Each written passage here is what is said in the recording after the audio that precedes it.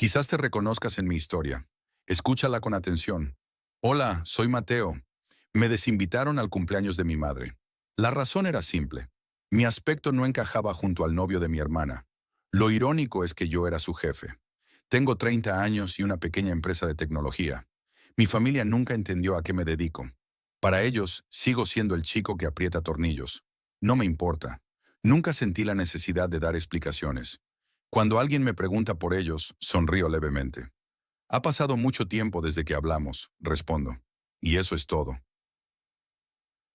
No hemos cruzado palabra en más de 2 años. Ni llamadas, ni mensajes, ni fiestas. Nada. Es como si el vínculo se hubiera roto y nadie intentara repararlo. Pero todo cambió hace exactamente 2 años. 3 semanas antes del cumpleaños de mi madre. Acababa de pedir unos días libres en el trabajo. El plan era sencillo: ir a casa, ayudar con los preparativos y celebrar. Como cada año, llamé para avisar. Mi padre contestó al segundo tono. Llegaré a casa 2 días antes, le dije con naturalidad. Si necesitáis algo, solo avisadme. Su respuesta fue vaga, y luego dudó. Su voz se volvió extraña, pesada. Mateo, si es posible, quizás este año, mejor no vengas. Pensé que se preocupaba por mi trabajo. No te preocupes, papá. Lo tengo todo solucionado. La pausa fue más larga esta vez. Luego su voz se hizo firme y fría. Tu hermana Sofía trae a su novio a casa. Es alguien importante, un gerente. Y tu trabajo, bueno, no es algo de lo que sea cómodo hablar. Así que es mejor que no vengas. Sentí un calor subir por mi nuca hasta mi rostro. Mi corazón se aceleró. ¿Estás diciéndome eso en serio ahora mismo? Logré decir con la voz temblorosa. No lo negó. No suavizó sus palabras. Solo respondió, cortante y claro. Tu presencia solo avergonzaría a toda la familia. Si insistes en venir, entonces no me llames más tu padre. Y colgó, sin un segundo de duda. Dejé el teléfono. El silencio en el apartamento era total. Sus palabras resonaban en mi cabeza una y otra vez. Avergonzarías a la familia. En ese instante, un recuerdo me golpeó con fuerza. Llevaba más de 2 años pagando en secreto todas sus facturas: luz, agua e internet. Nadie lo había mencionado nunca. Agarré mi teléfono, con las manos aún temblorosas. Abrí la aplicación del banco. Ahí estaban. Casi 400 euros al mes. Durante 2 años seguidos. Deslicé la pantalla hasta el final. La suma total era de 9.842 euros. Casi 10.000 euros. Y para ellos, yo era la vergüenza de la familia. Miré ese número en la pantalla, y en ese momento ya no sentía rabia, ni siquiera tristeza, solo un vacío. Una idea, fría y clara como el hielo, comenzó a formarse en mi mente, y supe que, a partir de ese instante, nada volvería a ser igual. El teléfono se quedó mudo en mi mano, pero el pitido monótono parecía burlarse de mí en la quietud de mi apartamento. Colgué, pero el peso de sus palabras seguía aplastándome. Mi propio padre. Ni siquiera me dejó responder, simplemente soltó la bomba y cortó, como si estuviera cancelando una suscripción al periódico. No era una conversación, era una sentencia. Las palabras exactas resonaban en mi cabeza. El novio de Sara es gerente, alguien importante. Y tu trabajo, bueno, no es muy cómodo hablar de él. Mi trabajo, el que me permitía vivir, solo en el centro de la ciudad a mis 30 años. Sentí un frío que no tenía nada que ver con la temperatura del aire. Era un frío que nacía en el pecho y se extendía por las venas. Me prohibía ir al cumpleaños de mi propia madre. Faltaban 3 semanas, pero la decisión ya estaba tomada y no había apelación posible. Todo por la vergüenza de presentarme como obrero frente al novio importante de mi hermana. Ni siquiera sabían a qué me dedicaba realmente. Solo sabían que no llevaba traje y corbata todos los días. Para ellos, eso era suficiente para convertirme en un paria. La frase final fue la que me rompió por dentro. Si insistes en volver, no me llames tu padre. Un ultimátum, un destierro con fecha y hora. Me quedé de pie, paralizado en medio del salón, mirando un punto fijo en la pared sin verlo realmente. Me sentía despojado de todo, como si mi identidad entera, todo lo que era, se hubiera borrado en 30 segundos de llamada. Me sentía invisible, hueco. A veces sientes que la gente que más quieres te ve a través de un cristal distorsionado, ¿verdad? Como si no vieran quién eres realmente, sino una versión que ellos mismos han inventado para que encaje en su mundo. Y entonces, en medio de ese shock paralizante, un pensamiento empezó a abrirse paso. Una ironía tan cruel que casi me hizo reír. Mi trabajo de obrero. La vergüenza de la familia. Una sonrisa amarga se dibujó en mi cara mientras miraba a mi alrededor. Observé mi apartamento, por el que pagaba un alquiler que probablemente superaba el sueldo de ese gerente importante. Pensé en mi empresa de tecnología, la que cofundé desde cero con noches sin dormir y un riesgo que ellos nunca entenderían. Ese trabajo incómodo, del que mi padre no quería hablar, era el mismo que pagaba la hipoteca de la casa donde planeaban celebrar ese cumpleaños sin mí, el que cubrió la deuda de tarjeta de crédito de mi padre el año pasado, el que financió la educación de prestigio de Sara para que pudiera conocer a hombres importantes. Mi padre acababa de repudiarme por ser la fuente de dinero que él exhibía con tanto orgullo. De repente la tristeza se convirtió en una rabia fría y calculadora. Si ya no era su hijo, entonces, ¿qué les debía exactamente? ¿Qué harías si descubrieras que has pagado casi $10,000 por una familia que te llama la vergüenza? Esa pregunta me taladraba la cabeza mientras mi dedo flotaba sobre el icono de la aplicación del banco. No quería abrirla, pero era como ver un accidente a cámara lenta. No podía apartar la mirada. Lo hice. Me sumergí en el historial de transacciones, deslizando la pantalla hacia arriba, mes tras mes, año tras año. 2 años de pagos automáticos. Luz, agua, internet. Eran para la casa de mis padres, un goteo constante de dinero que salía de mi cuenta sin que nadie lo supiera. Hice los cálculos allí mismo, en el sofá, con el teléfono temblando un poco en mis manos. Sumé cada factura, cada cargo silencioso que había asumido como mi deber. Y entonces, la cifra apareció en la pantalla de la calculadora. 9,842,17. $9,842,17. Al verlo, no sentí rabia, ni siquiera tristeza, solo un vacío helado, como si me hubieran quitado algo de dentro sin que me diera cuenta. Fue como despertar de un largo sueño y encontrar tu casa vacía. Esa cifra era la materialización de todos mis esfuerzos invisibles, casi $10,000, y ahora me llaman la vergüenza de la familia. El pensamiento fue instantáneo e inevitable. ¿Y Laura, mi hermana perfecta, la que nunca se equivocaba?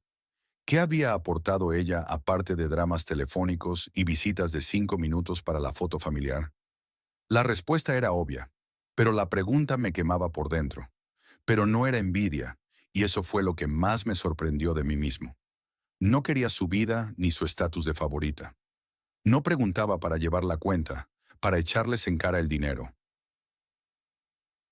Preguntaba porque, por primera vez, me di cuenta de que la justicia nunca se tuvo en cuenta en esta casa. Nunca se trató de lo que era justo, sino de lo que era conveniente para ellos. Yo era el hijo funcional, el práctico, el que podía resolver problemas en silencio. Laura era el trofeo, la que debía ser protegida y admirada. ¿Sabes a qué me refiero? Esa sensación de estar jugando un juego donde las reglas solo se aplican para ti, mientras los demás reciben pases libres. De repente, ese número en la pantalla ya no era solo dinero. Era la prueba tangible de un patrón que siempre había estado ahí, pero que me negaba a ver. Era la cuantificación de mi invisibilidad, la factura de ser el hijo bueno, el que no da problemas. Y en ese instante, ya no pensaba en el dinero ni en las facturas. Mi mente saltó 20 años atrás. Estaba pensando en mi octavo cumpleaños, el día en que mis padres lo olvidaron por completo, porque Laura tenía un importante recital de piano al día siguiente y toda la atención debía estar en ella. Claro, aquí tienes el monólogo. Siempre estaba al margen, incluso en las fotos familiares. Recuerdo una de un cumpleaños de mi hermana Sofía. Ella está en el centro, soplando las velas, rodeada de todos, y yo estoy en una esquina, casi fuera de cuadro, con una sonrisa forzada. Era el espectador de mi propia vida familiar, el hijo funcional y silencioso que nunca daba problemas. Y por eso, supongo, se sintieron cómodos pidiéndome más. Todo empezó hace 2 años con una llamada de mi madre. Su voz sonaba cansada, casi derrotada. Leo, cariño, me dijo, con la pensión de tu padre no nos llega. Necesitamos solo un poquito de ayuda, algo temporal. ¿Y qué iba a hacer? Era mi madre. Por supuesto que dije que sí. Ese poquito de ayuda se convirtió rápidamente en una transferencia mensual de $400, una obligación sagrada que no podía fallar. Al principio no me importaba, de verdad, pero los meses pasaban y la situación nunca mejoraba. Un día, con mucho cuidado, le pregunté, «Oye, mamá, ¿y Sofía ayuda con algo?» El cambio en su tono fue inmediato. Se puso a la defensiva. «Tu hermana ya hace mucho», me espetó. «Ella se encarga de todos los gastos médicos de papá, que no son pocos». Era su respuesta estándar, la excusa perfecta que me dejaba sin argumentos y con un nudo de culpa en el estómago. Yo pagaba las facturas, la comida, los imprevistos, mientras Sofía, la eterna protagonista, se encargaba de una supuesta deuda invisible que nadie más que mi madre parecía ver. Resulta que cuando estás acostumbrado a ser invisible, nadie se da cuenta cuando realmente empiezas a desgastarte. Solía pensar que si era callado, responsable y cumplía con todo, en algún momento se darían cuenta de mi valor. No sé si te ha pasado. Sentir que, hagas lo que hagas, para algunas personas eres simplemente parte del decorado, algo que se da por sentado. Pero me equivoqué. Hoy lo entendí todo. Llamé a mi madre para decirle que este mes se me complicaba hacer el pago completo, que había tenido un gasto inesperado. Esperaba comprensión, quizá un «no te preocupes, hijo». En lugar de eso, recibí un silencio helado, y luego su voz, afilada como un cuchillo. «No puedo creer que nos hagas esto, Leo. Después de todo lo que tu hermana sacrifica por nosotros, ¿tú no sales con esto?» No usó las palabras exactas, pero su tono, su decepción, lo decían todo. Yo era la vergüenza, el hijo egoísta que les fallaba. La humillación me quemó por dentro, borrando años de esfuerzo en una sola frase.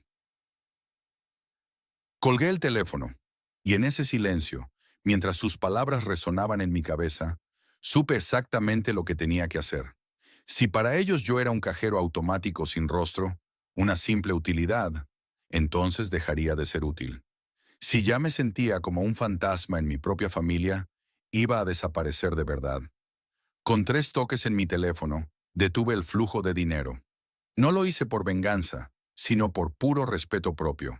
Estaba sentado en mi coche, justo después de colgar esa última llamada vacía, y sentí que algo dentro de mí se rompía para siempre. Ya era suficiente.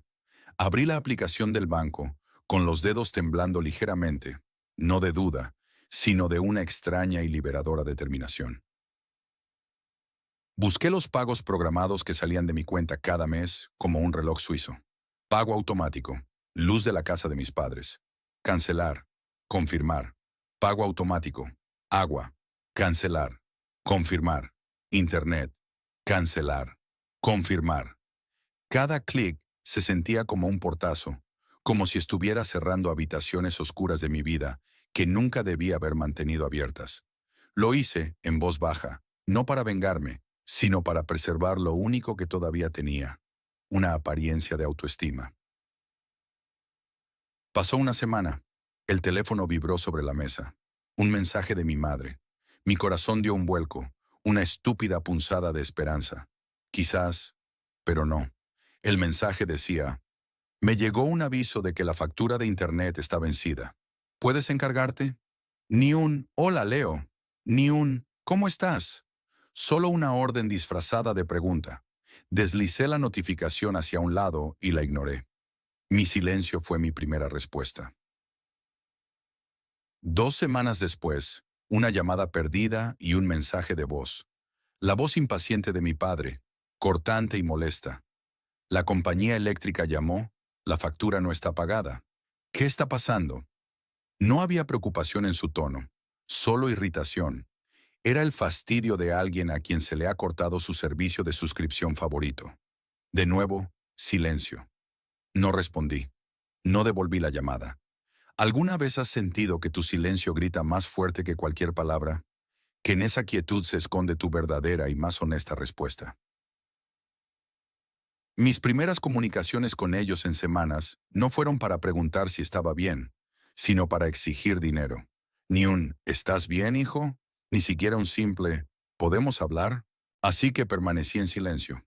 Y ese silencio, para mí, lo decía todo. Decía, ya no más. Decía, véanme a mí, no a mi billetera. Mantuve ese silencio tenso y pesado durante días, observando cómo las llamadas y los mensajes se acumulaban sin respuesta. Decidí no romperlo hasta el día de la fiesta de aniversario de mis abuelos. Sabía que irían. Sabía que yo tenía que estar allí. Y sabía que en ese lugar, rodeados de toda la familia, no habría escapatoria. El escenario para el inevitable caos ya estaba preparado. Claro, aquí tienes el monólogo. 3 semanas exactas desde esa llamada. Era el cumpleaños de mi madre. Yo, por supuesto, no estaba en la lista de invitados. Traté de no pensar en ello, de tener un día normal, pero mi teléfono no opinaba lo mismo. Empezó a vibrar sin parar sobre las 5 de la tarde. Primero mamá, luego papá, después mi hermana Laura. 1, 2, 3, hasta 10 llamadas perdidas. No contesté a ninguna. Necesitaba un día de paz, un día solo para mí, lejos de sus dramas y sus exigencias. Pero la paz duró poco. A las 5:12, el tono cambió por completo. Dejaron de ser llamadas y se convirtieron en una avalancha de mensajes de pánico. El primero fue de Laura. Marcos, se fue la luz. Toda la casa está a oscuras. Los invitados están aquí. Haz algo. Casi al instante, llegó el de mi madre. No hay agua. No podemos ni cocinar. La fiesta es un desastre. Por favor, paga la factura. Y para rematar, el de mi padre, corto y autoritario como siempre. Encárgate de esto, ahora. Me quedé mirando la pantalla, leyendo y releyendo esas palabras. Luz, agua, internet, todo cortado. Recordé mi decisión de hacía 3 semanas, cuando cancelé cada uno de esos pagos automáticos. Sabía que este día llegaría, pero vivirlo en tiempo real era surrealista. El shock me golpeó con fuerza. 3 semanas de silencio absoluto, ni un solo ¿cómo estás? Y ahora esto. Fue como si me cayera un balde de agua helada encima. Me di cuenta de la cruda verdad en un instante. No me llamaban porque me extrañaran. No les importaba si estaba vivo o muerto. Me llamaban porque su cajero automático personal, su proveedor de vida fácil, había dejado de funcionar. ¿Alguna vez te has sentido así? Como si solo existieras para resolver problemas, como si tu valor se midiera únicamente por lo que puedes dar.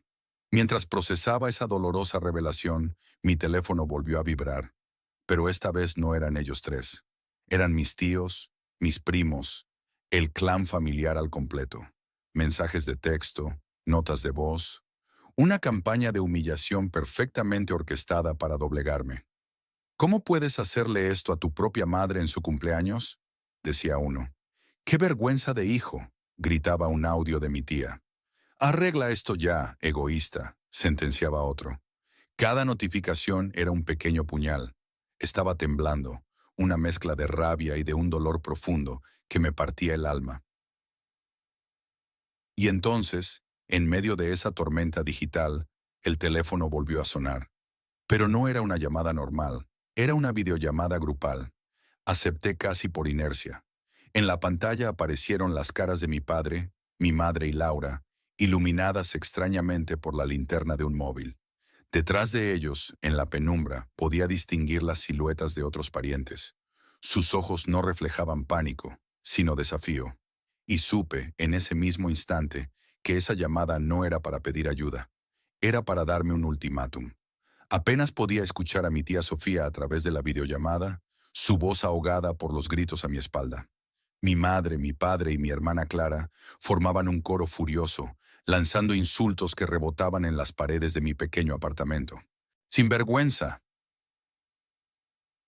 gritaba mi madre, mientras Clara añadía que estaba arruinando la noche más importante de su vida. El motivo de todo ese odio era que yo me negaba a fingir que me alegraba por el compromiso de Clara con su novio perfecto, Marcos. De repente, mi hermana agarró el teléfono y enfocó la cámara hacia ella, con una sonrisa triunfante. «Mira, tía, aquí está Marcos», anunció. Y allí estaba él, el hombre de la hora, sonriendo en la pantalla con su traje impecable. La humillación era total. Me estaban restregando en la cara al yerno ideal, mientras a mí me trataban como a un desecho. Pero entonces, algo cambió.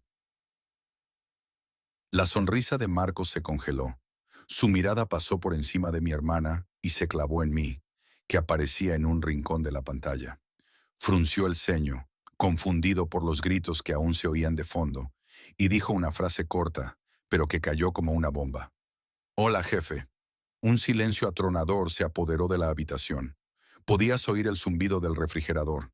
Mi hermana Clara parpadeó, desconcertada. «Espera, ¿qué acaba de decir?», susurró, mirando a Marcos como si le hubiera salido una segunda cabeza. «¿Cómo te llamó?». Marcos, ajeno al drama familiar, pareció aún más confundido por su pregunta. «¿Cómo lo llamé?». «Pues, por su título», respondió con simpleza. Se inclinó un poco más hacia la cámara, dirigiéndose a todos los que estaban en la habitación. «Con todo respeto, señora, en caso de que no lo supieran, yo trabajo en Innovatex Solutions». Hizo una pausa y luego soltó la frase que lo cambió todo. «El señor Leo es uno de los cofundadores de la empresa». El caos de la habitación se convirtió en un silencio sepulcral. La cara de mi padre perdió todo el color, y mi madre se llevó una mano a la boca, con los ojos desorbitados. Clara simplemente se quedó con la boca abierta, mirando de la pantalla a mi rostro una y otra vez, como si su cerebro no pudiera procesar la información. Toda esa arrogancia, toda esa superioridad, se había hecho añicos en menos de 10 segundos. ¿Alguna vez has sentido cómo una habitación llena de ruido puede quedarse muda en un solo segundo? Es una sensación extraña, casi poderosa, ver cómo las máscaras se caen de golpe. Los observé a todos, uno por uno, disfrutando de ese instante de pura, absoluta incredulidad en sus rostros. Luego, con una calma que ni yo mismo sabía que tenía, miré a la cámara. «Tía Sofía, te llamo luego», dije con voz tranquila, y sin esperar respuesta, terminé la llamada. Colgué y el silencio en la casa se hizo pesado, casi irrespirable. La pantalla de mi móvil se apagó, dejándonos a solas con la verdad. Pero no era el final. Era la calma tensa que precede al verdadero huracán. Claro, aquí tienes el monólogo. Un par de semanas después de la boda, con la casa finalmente en silencio, recibí un mensaje que no esperaba. Era de David, el ahora exnovio de mi hermana Clara. El mensaje era corto y directo. Se disculpaba por su comportamiento en la boda y me informaba, casi como una formalidad, que había terminado su relación con ella. Un minuto después, mi teléfono empezó a sonar sin parar. Era Clara, completamente histérica. «Liam, por favor, tienes que hablar con él», me suplicaba entre sollozos. «Él te escuchará. Arréglalo, por favor, arréglalo». Pero esta vez, algo dentro de mí dijo, «Basta». Con una calma que ni yo mismo reconocí, le dije que no, que lo suyo era asunto suyo y que yo no iba a intervenir. El silencio que siguió a mis palabras fue más ruidoso que sus gritos. Las semanas que pasaron fueron extrañamente tranquilas, como la calma antes de una tormenta que sabes que se avecina. Y entonces, un domingo por la tarde, sonó el timbre. Al abrir, me encontré a mis padres en el porche. Tenían una apariencia extrañamente solemne, casi ensayada. Se disculparon. Bueno, más o menos. Fue una frase rápida, casi un murmullo, sin mirarme a los ojos, sobre cómo se habían desarrollado las cosas. Acepté la disculpa sin decir mucho, invitándolos a pasar por pura costumbre. Y ahí, sentados en mi sofá, Llegó el verdadero motivo de su visita. Mi madre sacó un sobre. Queríamos hablar contigo de algo. Necesitamos tu ayuda, dijo con voz temblorosa. Me explicaron que, con la jubilación de mi padre, no les alcanzaba. Y luego soltaron la cifra. Necesitaban que yo les diera $2,000 al mes. Sentí como el aire se volvía denso, pesado. No era una petición, era una exigencia disfrazada de súplica. Era el precio de su perdón. ¿Alguna vez han sentido eso? Ese momento de claridad helada en el que te das cuenta de que no eres una persona para ellos, sino una herramienta, una solución a un problema. Los miré a los dos, a sus rostros expectantes, y por primera vez en mi vida no sentí ni ira ni tristeza. Solo una extraña sensación de poder. Me incliné hacia adelante y dije con la mayor calma que pude reunir: propongo un trato. Sus ojos se iluminaron. Haré lo que piden, pero con mis condiciones, continué. Opción 1. Si Clara acepta apoyaros con $2,000 al mes, haré lo mismo. Ni más ni menos. La sonrisa de mi madre se desvaneció. Sabía que Clara nunca aceptaría. Opción 2, dije, sin dejarles tiempo a reaccionar. Os daré el dinero cada mes, sin falta, pero solo si firman un acuerdo legal para cederme la casa familiar tras su fallecimiento. El rostro de mi padre se transformó. Pasó de la falsa humildad a una furia roja y temblorosa. ¡Condiciones!, gritó, golpeando la mesa de centro. ¿Te atreves a ponernos condiciones a nosotros, tus padres? Y fue entonces cuando supe que todo había terminado para siempre. Me levanté lentamente, abrí la puerta de mi casa y los miré por última vez.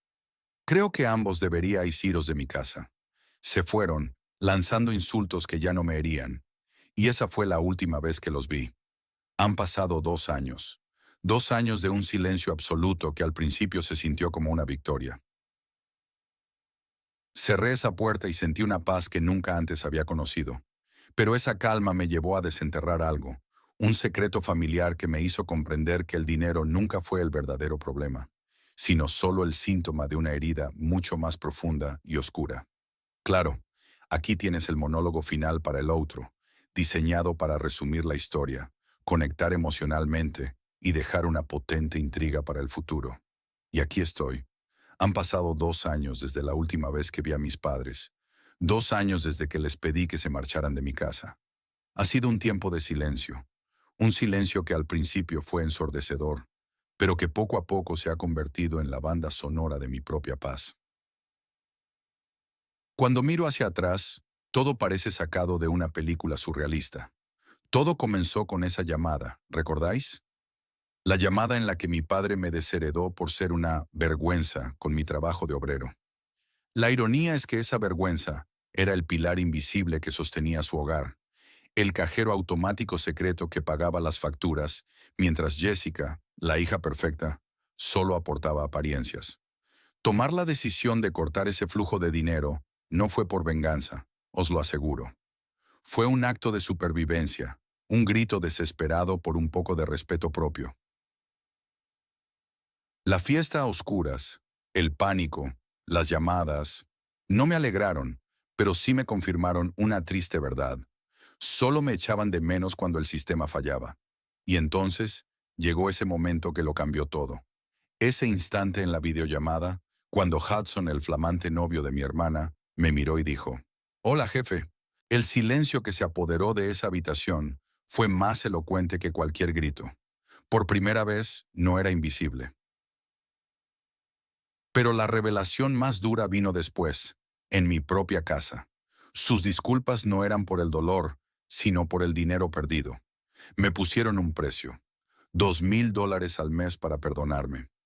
Mi condición de que Jessica aportara lo mismo, o que me cedieran la casa, no era un castigo, era un espejo. Quería que se vieran a sí mismos, que entendieran que la familia no puede ser una transacción unilateral.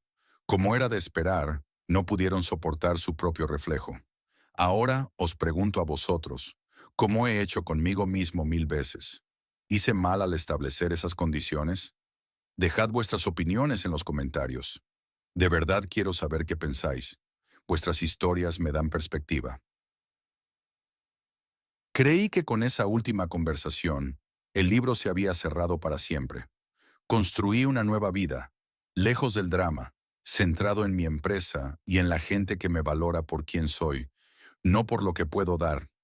Estaba convencido de que la historia de Ryan, el hijo rechazado, había llegado a su fin, hasta la semana pasada.